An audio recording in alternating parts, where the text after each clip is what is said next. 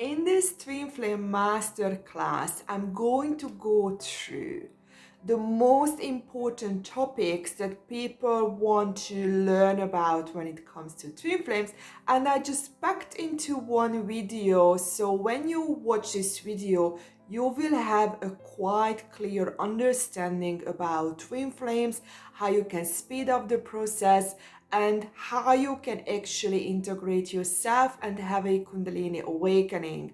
And I'm going to use my own experiences as well, because I had multiple awakenings, and my research to help you to heal your inner child.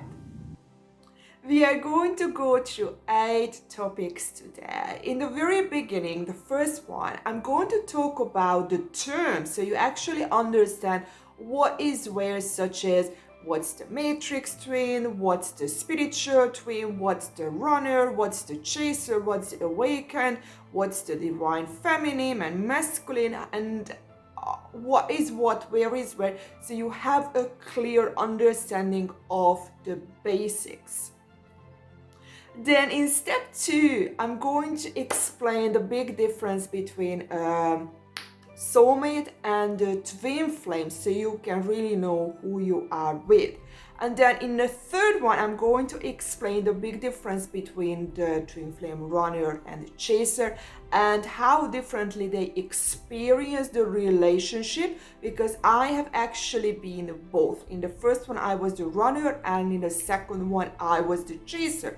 And my experience was very different, and when I could actually integrate these two, that's when I had my Kundalini awakening.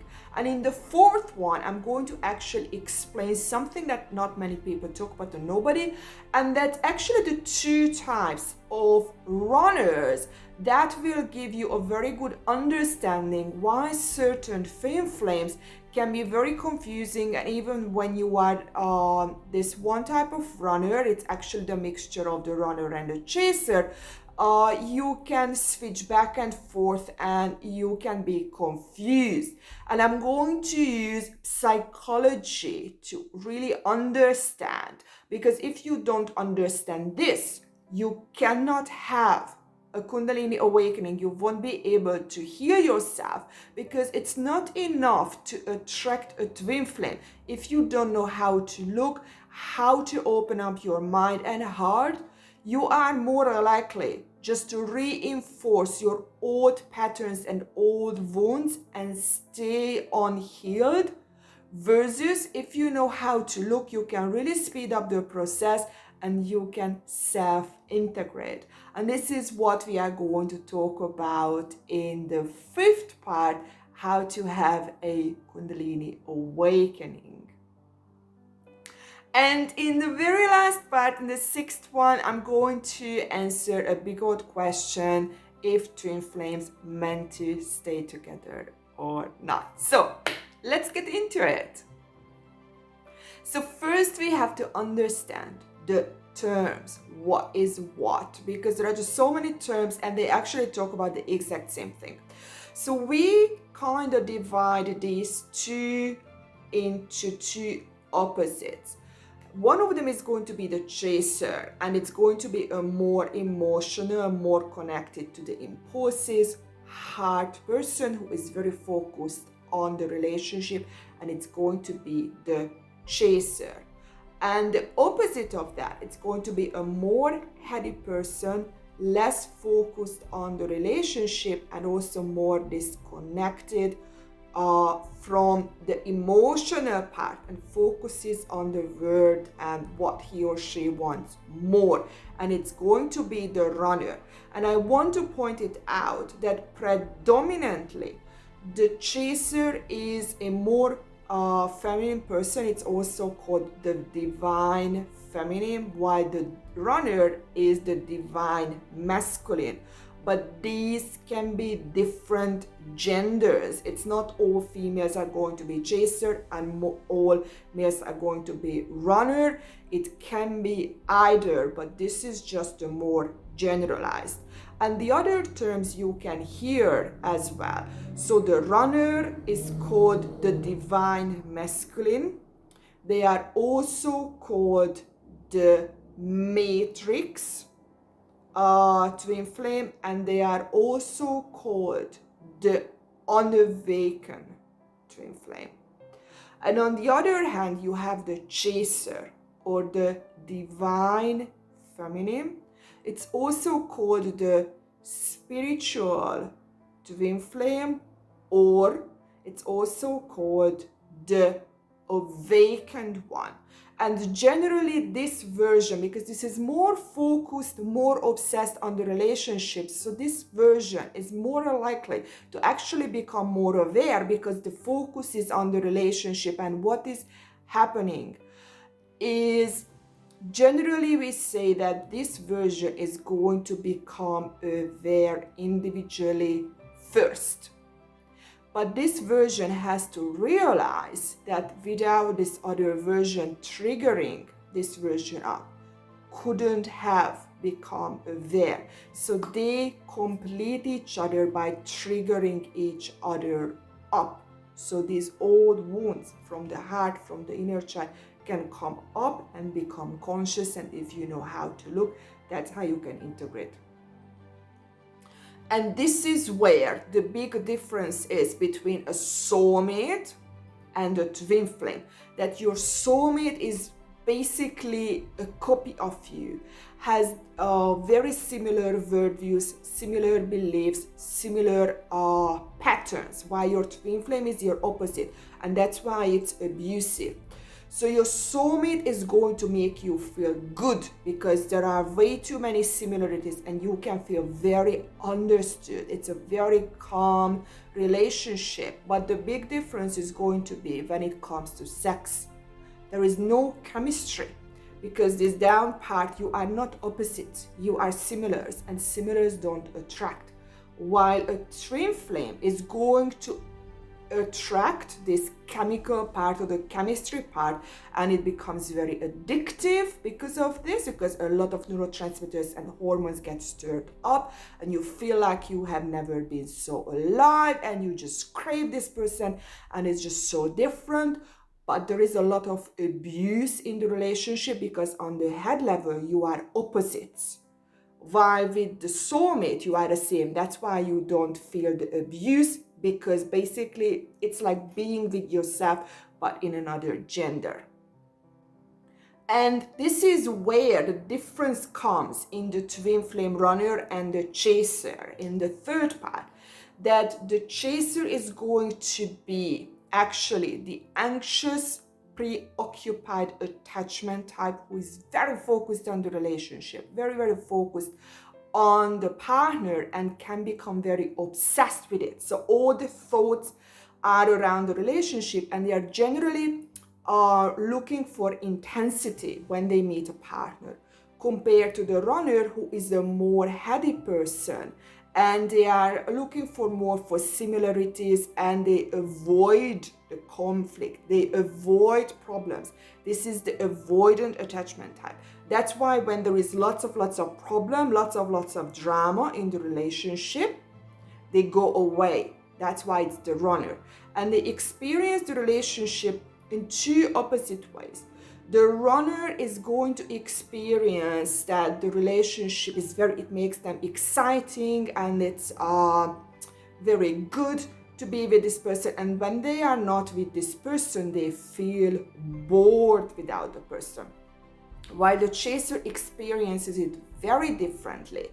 They feel that they are anxious without the person. Their whole focus, their thoughts and everything is going towards the partner. They feel all of these things coming up. It's just they don't feel good. And when the partner is there, they actually feel calm. They feel that they are suited. So the reaction in the relationship is going to be in an opposite way. This one becomes excited with the partner. This one feels calm when with the partner. And on the other hand, this one becomes bored without the partner, and this one becomes anxious without the partner. And now we talk about the two types of runners. That will give you a very good understanding when you meet actually a runner. That the One version is when the runner is actually the detached avoidant attachment type. And there is another avoidant, and it's going to be the fearful avoidant attachment type. And it's also called the disorganized attachment type because it's actually the mixture of the detached avoidant and the anxious preoccupied. So basically, this type of runner is a mixture of the runner and the chaser, but predominantly acts as a runner. And this is where I was this type of runner, and I moved in another relationship down to the chaser, and I could see this duality, and that's how I had a Kundalini awakening. And the way I had that I was looking for, I actually saw a video that talked completely opposite things compared to any other Twin Flame video, and said, you mirror each other in the insecurities and in the weaknesses.